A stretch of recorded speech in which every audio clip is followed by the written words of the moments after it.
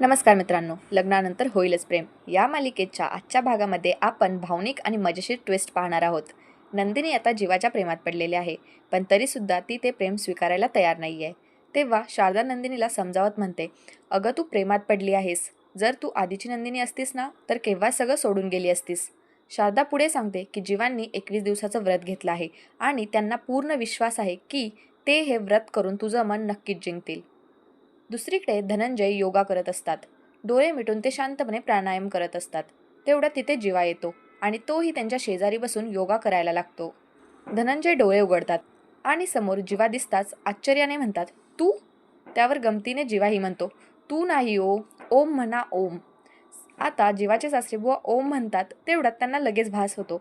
तेवढ्यात धनंजय म्हणतात, एक मिनिट, तू इथे काय करतोयस? तर मित्रांनो, पुढे काय होणार? नंदिनी आपलं प्रेम मान्य करणार का? हे सगळं जाणून घेण्यासाठी एपिसोड नक्की पहा. आता प्रश्न एकच आहे मित्रांनो, नंदिनी आपल्या मनातलं प्रेम कधी स्वीकारणार?